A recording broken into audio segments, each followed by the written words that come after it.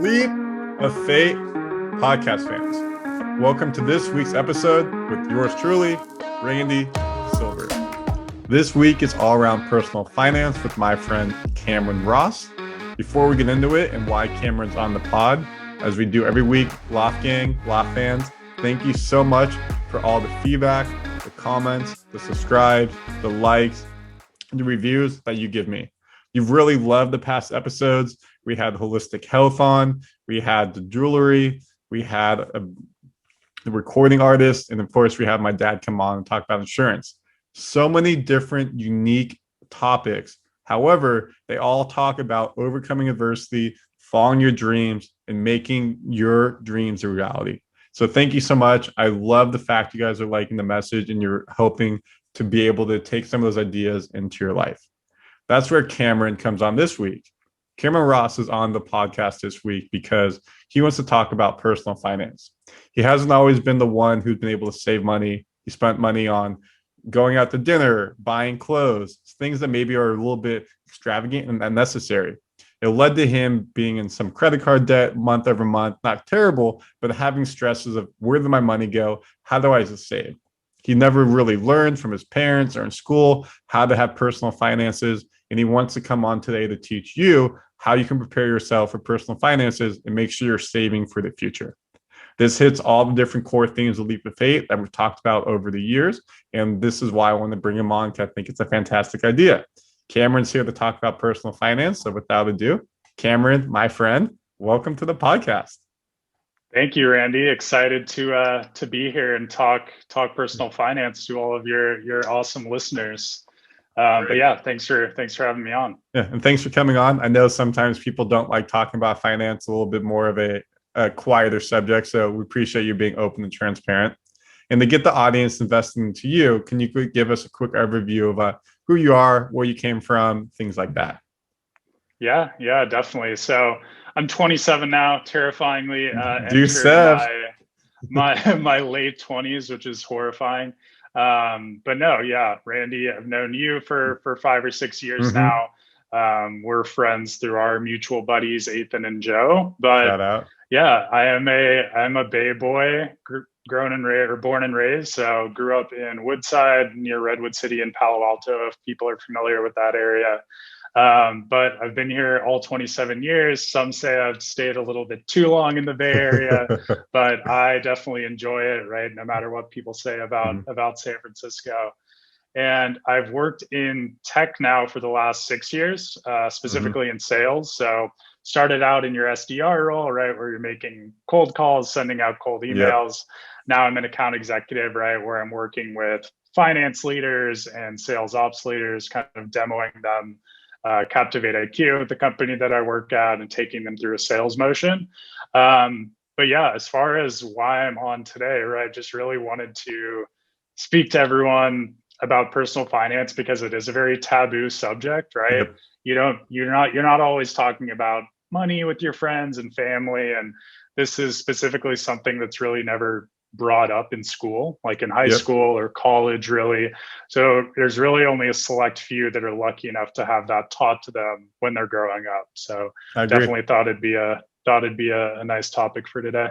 I think it's great. And my high school actually offered personal finance, but it had no credit to a 4-year college, UC, Cal State. It was kind of like, for lack of better terms, one of those classes that the kids going the 2 years took just because they needed to get credits to graduate high school. So it's something that I've had to learn as well. So I would love to give you the floor to talk about what made you interested in personal finance. Was there an aha moment when you realized, shit, I'm spending too much money, like I don't have money, like what is happening in my life? I'm stressed out. Yeah, there definitely was a shit moment. So personal finance has consumed my life for the past few years. And it's just been fascinating to me because a few years ago, I was wondering, like, hey, at the end of each month, why do I not have any money left over? Or why am I hearing through the grapevine that people have saved XYZ amount and people are buying a house? And, it just hit me that I was spending far too much. Like the balances on my credit cards were way higher than I would like them to be, right? Yeah. So that's when my mindset, when I really made the shift, started researching it, kind of following some of the experts out there, like Dave Ramsey, just to name one of them. But it really was an aha moment kind of a few years ago that got it all kicked off. Got it. So what were some of the key things that you shifted in your life to make sure that you got yourself financially secure? Yeah, so the key thing I would say is it all starts with spending, right? Because you can be someone like Mike Tyson, for example, that's making millions of dollars, yet you're still going broke, right? So someone who's making the average family income of four in the United States, right, like 55,000 a year, they could be saving far more than a young professional who's making maybe 300K a year in tech, right? Mm-hmm. So what was really the aha moment for me was centering my focus around spending, right? So people who know me, I'm sure they know I have quite the clothing addiction, right? And I liked going to fancy dinners. And But there's nothing wrong with that, but in moderation, of course. there's nothing wrong with that, but it really all starts with spending, right? Mm-hmm. So I was never budgeting, which is something everyone should be doing, right? You want to be able to save, if not 20%, which is typically recommended, at least try and save 10% of what you are earning. Mm-hmm. But I really started to look at myself and think, hey, you should be happy with what you do have rather than buying that extra pair of shoes or going to that fancy dinner that you don't really need to go to. So what I would recommend to everyone is really taking a look at your spending and being thankful for what you do have, and really taking a look at what you're spending each month and asking, is this really bringing value to my life, right? Do I really need to spend money on this? And a good trick that I came across was, and I found this online, I forget who it was, but they mentioned with every purchase, like really take 48 to 72 hours to really think about that purchase. Yeah. And then at the end of that period, think to yourself, is this really going to add value, right? So now I've been doing that.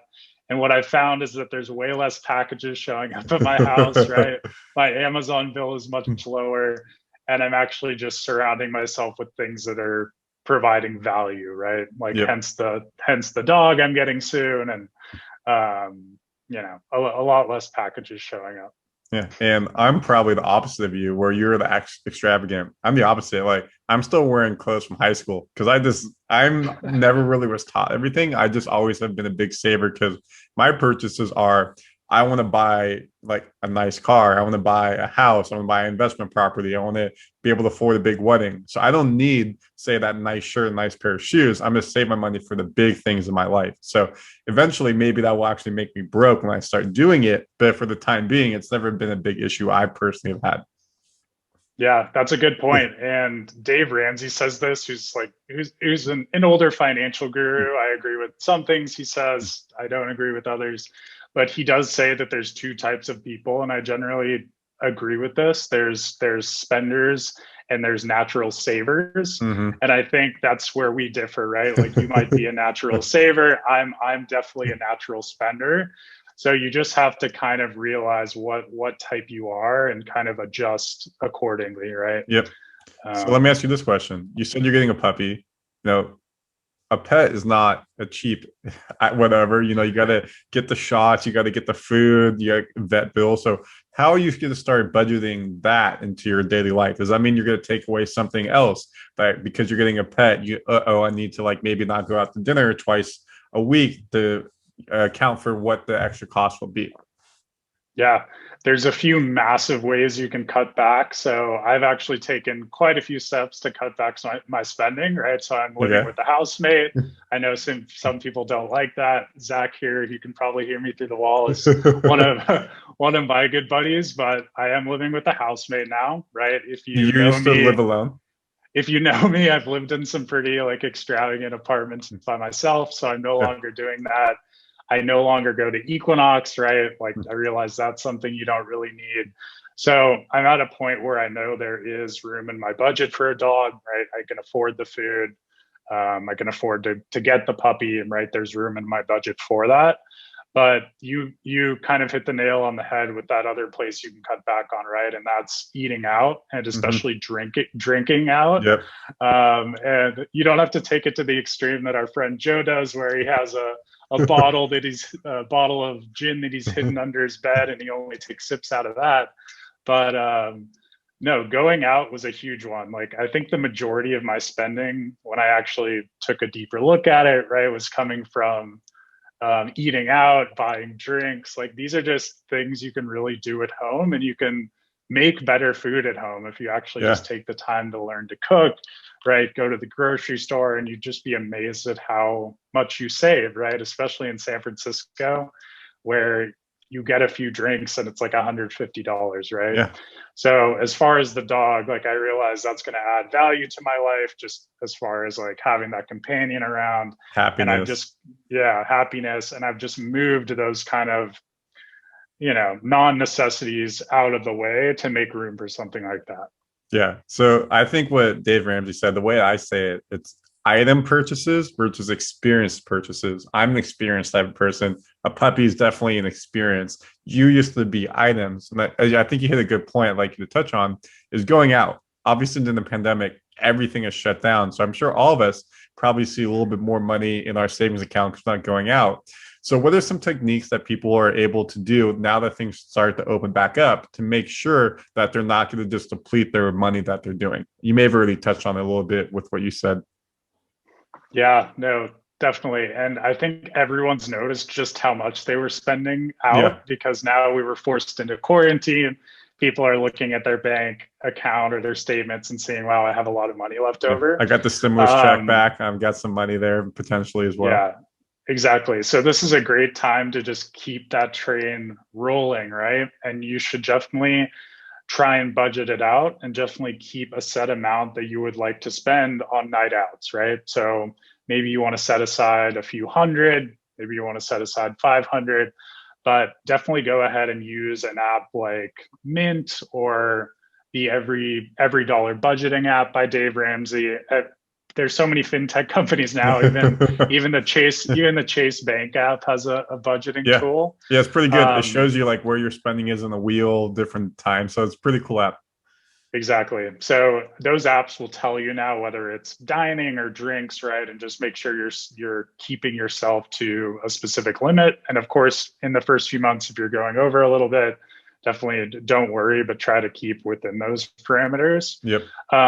But tips on not spending money out, right? Like, do things at home with your friends. Like some of the most fun nights that I've ever had is like staying in at one of your friends' houses or your house, inviting people over, cooking together, just buying alcohol at the damn store. Like, going to the park, going to a picnic. Exactly. Going to the park. You don't have to go out to the bars and buy $30 drinks, right? And you'll just find yourself having way more in your account by not doing that. And I would say for me, music festivals, not going to a music festival once a month, go to concerts twice a week. Like, I've definitely seen a lot of money saved. And with that money, which is I'm going to do a professional segue here, is I've been able to reinvest that money into the stock market, which I know Cameron is very near and loves to talk about. And Cameron was actually the first person to tell me what Shopify was. Shopify stock right now is over 1,000. I think when Cameron told me about it, it was probably somewhere around $100, $200. And so you definitely have done very well making money off of that. So you just did a great part about talking about saving money. So now how do you reinvest that money to help you make money? I'd love for you to talk about that and what you've done to try to help grow your net worth off of that. Yeah. Compound interest is quite the thing, and investing is quite a tool, right? And Dave Ramsey talks about this, but how are you going to grow your money if it's all going to repayments, right? So if you're someone out there with student loans, or you have credit card debt or any type of debt, like, all the money that you're making each month, it's just going to repayments, right? It's not growing at all. So the earlier you can get in the market, the better. And some people can day trade, right? I don't do much day trading, like trying to time the market. I think it really is about time in the market. Yep. You've heard that on this podcast many times, y'all. And as far as As far as Spotify, that is one of my Shopify. best. Shopify, sorry, not Spotify. Shopify is one of my best investments. One of my friends recommended me to it back when I worked at Apollo. Shout out to Christian. Recommended me to it. I think it was about $80 or $85. But that just ballooned and grew for me.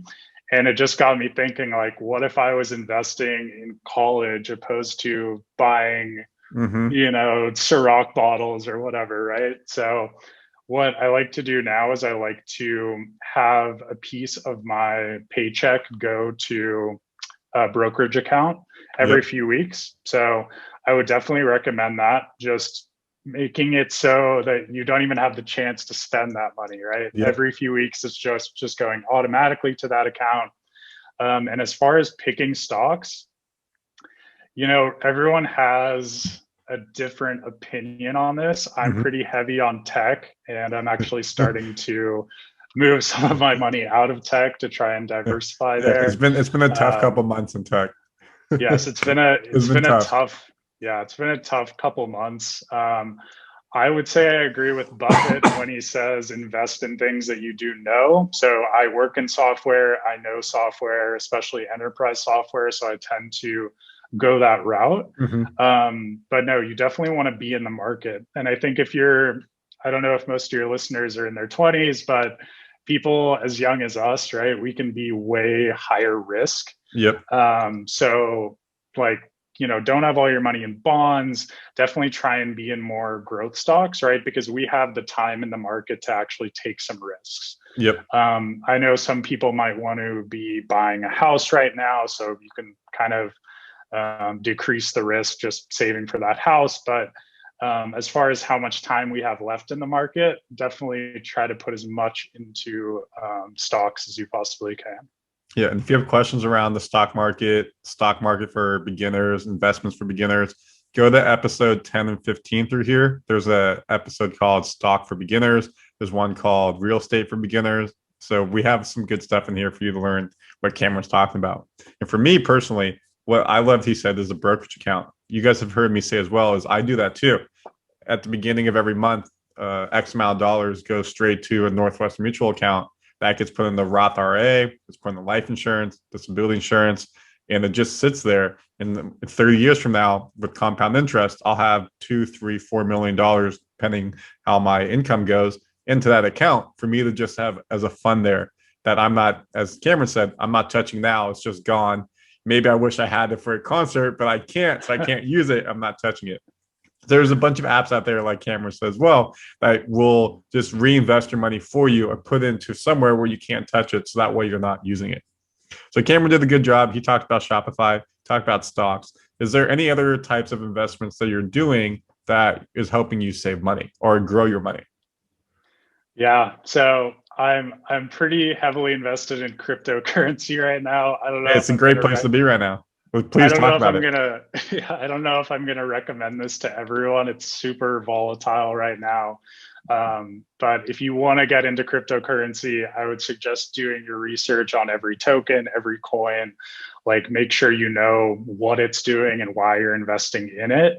But this is extremely volatile, right? Like, if you have any sort of profits, or maybe you're one of the lucky few that just has life-changing profits, like definitely don't think it'll last forever. Like, try and take some of your profits out of there. But as far as cryptocurrency is, right, I have some of my portfolio in Coinbase. I also have a cold storage wallet where it's a little safer, and the brand I use for that is called Ledger. What's a cold storage wallet? Yeah, so a cold storage wallet is basically, think of it as a key. So I have a Ledger Nano S. It's this little device. It's on the other side of my room. I wish I could grab it right now. You can go grab it really quick. But I might go grab it. Yeah, please. This is for the YouTube. Well, if you're on Spotify, do do do do do do do do do do do do do do do, and Cameron's back. Right. Cool. If you're on YouTube, it was worth it. You got the list from me. Please go to YouTube. Sorry, Cameron, keep going. Yeah, but this is the ledger here. So this is basically a key that allows me to access my cryptocurrency wallet. So the reason for this, right, is your crypto could be stored on an exchange, maybe like Binance, or I'm trying to think of some others here, Bitforex, right? And some people are concerned if those companies are hacked, right? Maybe you lose access to your crypto. Yep. And since passwords are always stolen, right? I have been hacked actually recently. Oh, So wow. that's why I started using a password manager like 1Password. But that's why I've switched a lot of my crypto over to this cold storage, because basically someone would have to not only take this ledger key from you, but they would also have to have, I believe it's 24 distinct words that they would also have to know or enter to get to your cryptocurrency portfolio. Got it. So can you show it one more time? So for the ledger. So for those of you just listening to the audio, he's basically holding up something called Ledger. It basically looks like a USB drive.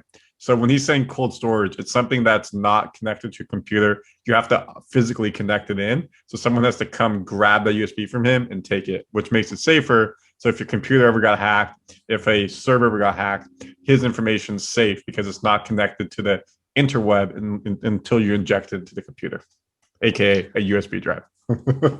Yeah. And if we really want to dive down the rabbit hole of cryptocurrency, there's also something called staking that my buddy and I have gotten into. And this is an interesting investment because you can basically take your cryptocurrency and stake it. And you're basically saying, hey, until this point in the future, I'm not going to access this cryptocurrency. And until that point in the future, you're gaining interest on it. So this is something very new, and this is something new that I've gotten into. It's like a Roth IRA, pretty much, or it's like a disability insurance, life insurance type of thing, where you can't touch it for X amount of years. Yeah, exactly. Like a CD, something like that. So you're basically staking and you're saying, I'm not going to access this money until the future. So that's another avenue as far as investing goes. And something else. Let me ask you this question. Yeah. If you're okay, insurance, how much is your net worth is in cryptocurrency? Is in cryptocurrency? Yeah. How much of your net worth is cryptocurrency? Yeah. So I would say 10% is cryptocurrency. So in the terms of your overall net worth, and your net worth is all the assets you have, all the money you have, it's not that much, which is cool. But, some people are putting all their money there, which is very, very high risk. Yeah. And that brings up another point. So I've done so much research over the past few years, and a lot of as far as trying to mimic people, right? I've tried to find people who do have high net worths or who are successful with money, right? And a lot of those people don't have everything in Bitcoin or everything in real estate, right? Like they have their net worth kind of scattered about between different investments. So as far as cryptocurrency and just seeing how volatile it is, right? Like some coins are jumping 1,000% in a day. Like I don't want to keep any more than I'd say 10 or 15% of my total net worth in one specific asset. So that's why, as far as cryptocurrency, even though I do want to throw all of my money into some of these coins, sometimes I stop myself and just say, like, hey, just remember to put some in stocks, right? Put some in a traditional IRA, put some in your robo-advisor account. So I don't want to keep too much of my money in crypto. Got it. Perfect. I think that's a good segue as we come down third. Any final thoughts that you would like to share with the audience? Yeah, final thoughts, right? Just coming from someone who's taken a 180 as far as personal finance goes, just really think about your spending and pay yourself first, and think about your future before you buy XYZ thing you want to buy, right? And social media contributes to this. I'm not the biggest social media person, right? I'm not on there posting every day. Sometimes everyone likes to do a little Instagram flex. So I'm not going to say I've never done that. Yeah, fair enough. But I think Instagram has created this culture where we want to say we've been to that place, or I've eaten at that restaurant, or I've taken that vacation, right? And all of these purchases are just, they do take away from the money your future self will have. So really start to think about what's adding value to your life, and really think about it before you make certain purchases, especially if they're on items, right? Like especially luxury items. Definitely, make sure you're spending on things that are bringing you value. Just like Randy said here, experiences, right? Something that's bringing value to your life that you're experiencing with your friends. And do your research, right? Because I think this is a taboo subject, just because not many people were taught anything about personal finance as they were growing up. Like, I wish my parents did, I wish my school did, but no one teaches you about that, right? We're learning about some old dudes in wigs who started the YouTube United University States of America. Yeah, we're learning about old guys in wigs starting the United States, but we're not learning about how to budget or pay our taxes, right? So I think this is something that everyone should research, and it makes me happy knowing there's these big YouTubers out there like Andre Zick. Another one would be Graham Stephan. Like, there's all these YouTubers now coming about, kind of teaching the masses financial literacy. So yeah, definitely do your research and just make sure to budget. Yeah, I think Cameron is a great success story. He was on he was on one side of the spectrum, and he saw himself, and he was able to make a personal change for the better, and being able to save money, which has just made him a happy person, have less stress, and I was able to get other vices and find a better equilibrium in his life. So if you have any questions, Cameron, how can people find you? Yeah, so people can find me on loads of different platforms now. God, there's so many. You can find me on LinkedIn. Last name's Ross, ROSS. You could find me on Instagram. Maybe Randy will tag me in some sort of post after this. It will be in the bio of this podcast. Don't worry. But yeah, happy to answer anyone's questions, because we could get super deep on any of these topics, right? Like saving for a house or investing in the stock market or cryptocurrencies, but happy to help anyone that has questions. Yeah, and he didn't mention it on TikTok. He's Tech Cam Man, or Tech Man Cam. What is it? I've actually changed it now. So now it's Cam SF. So CAMMMSF. There you go. But yeah, that's one of my. He's got a nice following on TikTok. He's got some cool videos. One of my strange hobbies I've picked up during COVID is making TikTok videos. And they're good. It makes fun of tech scene SF. He's got some very creative videos out there. I think my favorite TikTok video of yours was the different districts in San Francisco, and it's who's your player? That one hit me different, coming from San Francisco. That was a good one. So thank you so much, Cameron. You came on, you talked so much about financial literacy, financial security today. You gave our audience a masterclass on what they can do to be successful in their lives. With that being said, I want to do the sign off with you. So please repeat after me. Stay healthy. Stay healthy. Stay wealthy. Stay wealthy. Which actually hits different now because we talk about wealth. But have a good week, fans. Have a good week, everyone. Or have a good week, fans. Or am I still repeating? You're good. Bye, everybody. Go save that money.